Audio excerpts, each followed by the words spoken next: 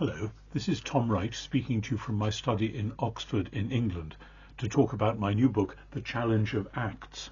This book isn't really a verse-by-verse commentary. Acts has 28 chapters, they're quite long. Verse by verse would take a long time. I wanted to stand back and take a view of Acts from, as we sometimes say, from 5,000 feet or even 50,000 feet, looking down on it from a great height so that the main features stand out in a way that sometimes doesn't happen when you go in little microscopic bits verse by verse. So the basic outline of this book, my book, not Acts itself, is that after an introduction, I take it in 4 chapter sections, so 1 to 4, 5 to 8, and so on. I have an interlude there because in Acts 17, Paul does his famous speech in Athens to the great high court of the Areopagus, and that is so important, and Luke has allowed that to be a place where so many strands are brought together that it needed a whole chapter to itself, which is quite challenging for all sorts of things that we want to talk about today, not least in the area of evangelism and apologetics. But as a whole, we are following Acts in great 4 chapter chunks, which enables us to see, as I said, from 50,000 feet what is really going on. And when we see that, then we realize that the conflict that the church is involved with is the conflict which says we must obey God rather than human authorities, but without lapsing into the normal, cheap and cheerful, if you like, left-wing rhetoric of saying that all human authorities are just wrong and we're going to do our own thing. No, the human authorities are there by God's authority. God wants his world to be wisely ruled through human authorities, but the church has the task of reminding those authorities what their job is. Look at Peter and the others confronting the Sanhedrin. Look at Paul talking to the magistrates in Philippi, or Paul then back in Jerusalem confronting the high priest and telling him what his job is. And then the question of where does Rome come in all this, the great Roman Empire? Is it on the side of the angels or going in the opposite direction? And the answer is it's neither. God can use human authorities in his purposes,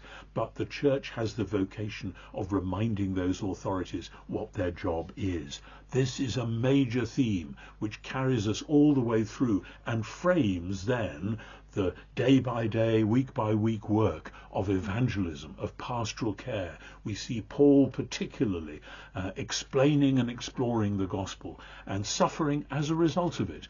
And indeed, the second half of Acts is all about Paul's journeys and Paul's missionary work, because some think, and I'm inclined to think they're right, that Acts was written as a document for use during Paul's trial. But it wasn't just, here is Paul, he's a good guy, please let him off. It was, you've got to see Paul within the context of this whole great drama, which is God's kingdom being established on earth as in heaven, and then what happens when the rulers of this earth discover that there is a new power let loose, the power which ends up with Paul in Rome, preaching about God as King and Jesus as Lord, openly and unhindered. That is the great theme of the book of Acts. So who is the book for? I would hope that this book will be useful for any pastors, teachers, preachers, instructors, or general readers who are aware of Acts as a page-turner, which it is, but aren't quite sure what it's really all about.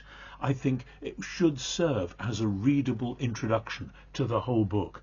And then when people are preparing sermons, individual sermons or whole sermon series, I hope this will give them lots of food for thought and fresh reflection and prayer, and then a freshly energized teaching. And having myself taught in both university and seminary contexts, I would hope that this will enable people who teach in those contexts to have a fresh vision of what's going on in this book, which they can pass on to their students. I should say, after all that, the book is not demanding academically. There are 1 or 2 interesting twists in the argument where you need the odd footnote, but you can get right through this book as an ordinary book to read without needing to know Greek or Hebrew or whatever before you start. So there it is, the challenge of Acts. I hope many people in many contexts will enjoy reading it as much as I enjoyed writing it. Thank you.